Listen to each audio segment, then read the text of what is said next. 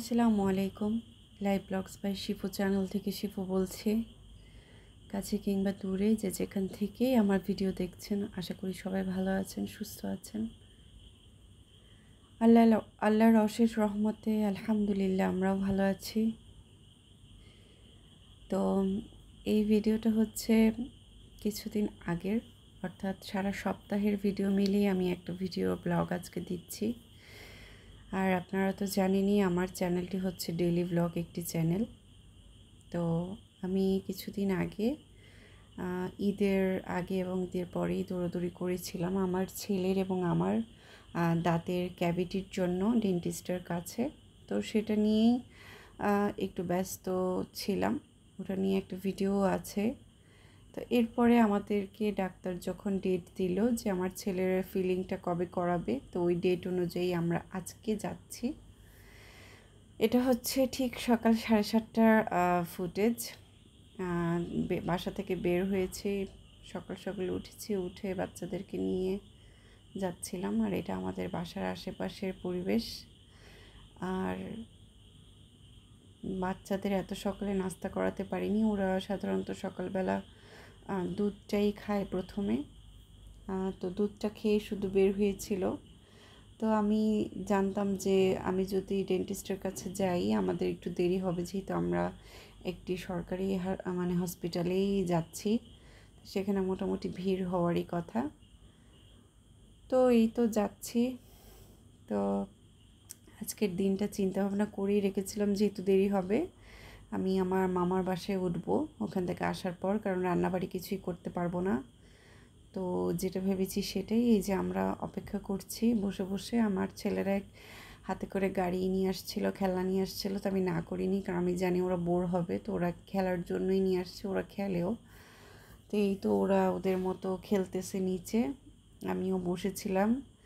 তো এইটা হচ্ছে ঠিক 10টার দিকের ভিডিও, আর আমরা বের হয়েছি 7:30টায়। তো সবচেয়ে আফসোস এবং কষ্টের কথা হচ্ছে যে সরকারি হাসপাতালে আর কি যেটা হয় যে যাওয়ার পরে জানতে পারলাম যে ফিলিংয়ে ডাক্তার নাকি 10টার পরে আসবে। তো এই যে দেখেন 10টা অলরেডি বাজতেছে, আমরা অপেক্ষা এখনও করতেছি। তো যাই হোক, সেখানে সব কাজ সেরে আসতে আসতে প্রায় 1টা বেজে গেছে, কারণ হিউজ মানুষ ছিল, ভিড় ছিল, অনেক অনেক পেশেন্ট ছিল, সব বেবি পেশেন্ট ছিল। তো 1টা বেজে গেছে। 1টার পরে আমি চলে আসছি আমার মামা বাসায়। এটা আমার মামা বাসার ছাদের থেকে ভিডিও।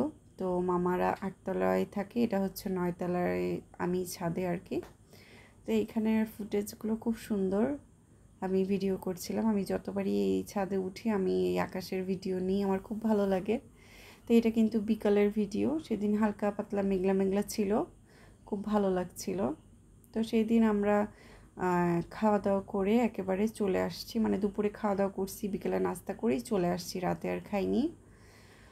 এই হচ্ছে সেই দিনের ভিডিও শেষ। এটা হচ্ছে আজকের ভিডিও, অর্থাৎ আজকের সকাল না বিকালের।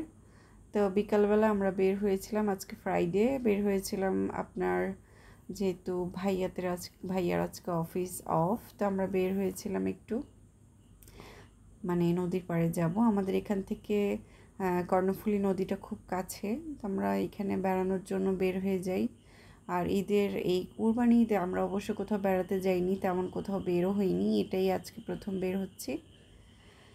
তো আকাশের অবস্থা খুব বাজে, মেঘলা মেঘলা ছিল, কিন্তু গত শুক্রবারেও বের হওয়ার কথা, ঈদের বন্ধতেও আমরা চিন্তা করেছিলাম এই কর্ণফুলী নদীর পাড়ে যাব, কিন্তু আমাদের সবার শরীরটা একটু খারাপ হওয়াতে, তারপর ক্লান্ত থাকাতে আর যাওয়া হয়নি।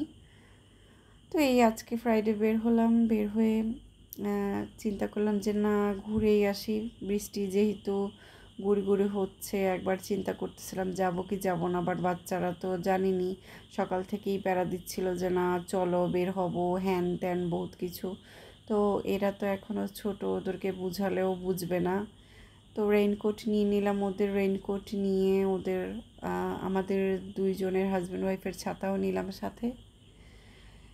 বের হয়ে যাচ্ছি আমাদের বাসার 2টা দরজা, একটা পেছনের দিক একটা সামনের দিক। তো এটা পেছনের দিক দিয়ে আমরা বের হচ্ছি। পেছনের দিকে অনেক বড় একটা দিঘি আছে, অসম্ভব সুন্দর এই দিঘিটা, একটা গ্রাম্য ফিল দেয়। এত সুন্দর, মানে বলার মতো না। আমি প্রচণ্ড রকমের নেচার ফ্রিক মানুষ, মানে প্রকৃতি আমাকে প্রচুর টানে। তো যাই হোক, এই তো আমি হালকা পাতলা ভিডিও করতেছি, মাঝে মাঝে করতেছি, মাঝে মাঝে আবার অফ করছি, এভাবেই রাখতেছি ফুটেজগুলো। তো এই তো যাচ্ছি আমরা, সামনে কিছু দূর যাওয়ার পরেই অটোরিকশা পাবো। তো এইখানে ভিডিও করতে করতে যাচ্ছি। ঠিক বিকালবেলা, তখন মনে হয় 5টার পরে বাজতেছে, তখনও দেখতেছি 2টা ছেলে পুকুরে ঝাঁপ দিয়ে গোসল করতেছে। দেখতে কিন্তু ভীষণ, ওই যে দেখা যাচ্ছে, দেখতে কিন্তু ভীষণ ভালোই লাগছিল। আর আজকের ওয়েদারটা অনেক সুন্দর ছিল, একটু একটু গুড়ি গুড়ি বৃষ্টি হচ্ছিল, ওয়েদারটা মেঘলা মেঘলা ছিল বলে খুব ভালো লাগছিল। তো আমরা যখন মানে অটোরিকশাকে ঠিক করি, কিছু অটোরিকশা বলছে যাবে না ওইখানে, কারণ ওখানে গেলে বৃষ্টির কবলে পড়ে যাবে, নদীর পাড়ে তো আরও বেশি বৃষ্টি হবে। তো এই জন্য অনেক রিক্সা যেতেও চাচ্ছিল না। পরে একটা রিক্সা পেলাম, সে বারবার জিজ্ঞেস করতেছে যাবেন তো, যাবেন তো, বাচ্চাগুলা কিন্তু ভিজে যাবে যদি বৃষ্টি পড়ে। তো আমার হাজব্যান্ড বলল পরে যে না, সমস্যা নেই, আমরা রেইনকোটে নিয়ে আসছি, অসুবিধা নেই। তো ওইখান থেকে আমাদের এই কর্ণফুলী নদীর এই সাইডটাই বেড়িবাঁধটাতে আসতে 80 টাকা রিক্সা ভাড়া নিছে। তো এই তো আমরা চলে আসছি, বাঁধটা একটু উপরে।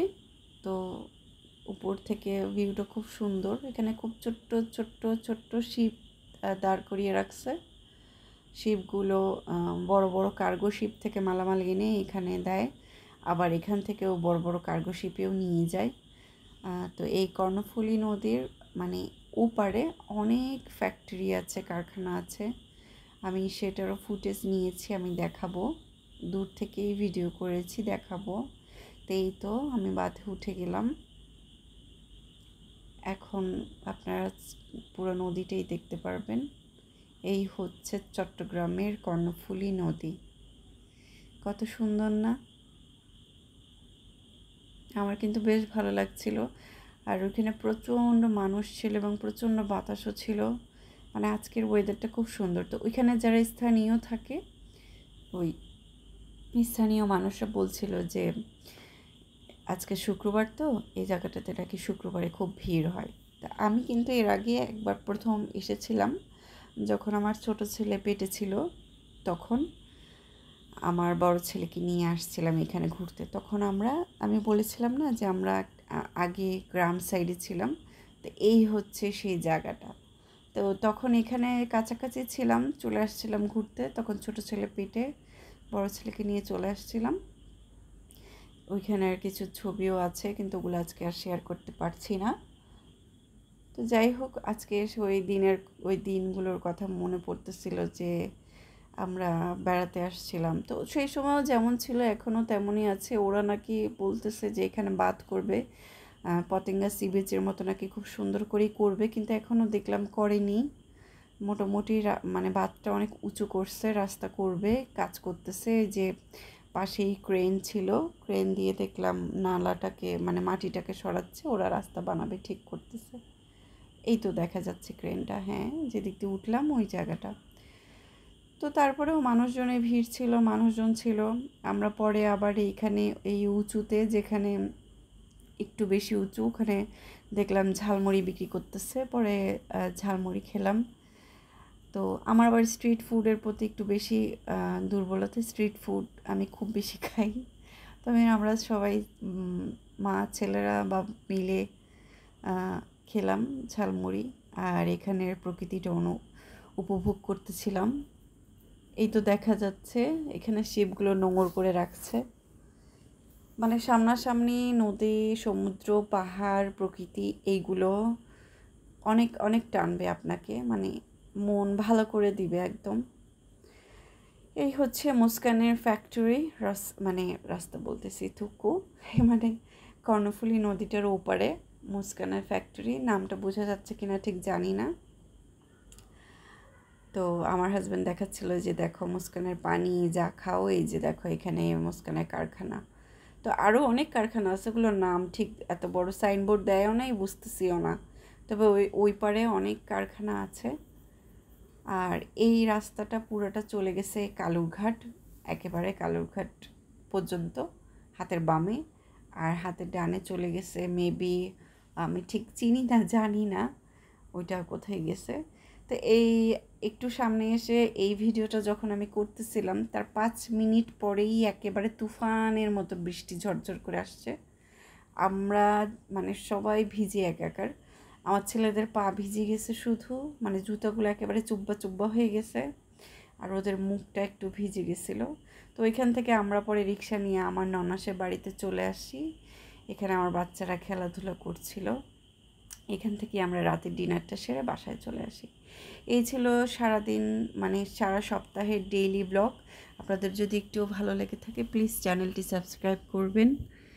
আশা রাখি আমার পাশে থাকবেন, আমাকে সাপোর্ট করবেন। আপনাদের একটি লাইক, একটি কমেন্ট, একটি সাবস্ক্রাইবই আমাকে অনুপ্রেরণা যোগায় আরও কিছু আপনাদের সাথে শেয়ার করার। আর এই তো ননাসের বাসায় এসে ওড়না জামাকাপড় সব শুকাতে দিয়েছিলাম। তো সবাই ভালো থাকবেন, সুস্থ থাকবেন। নতুন ভিডিও নিয়ে আবারও হাজির হব। আল্লাহ হাফেজ, আসসালামু আলাইকুম।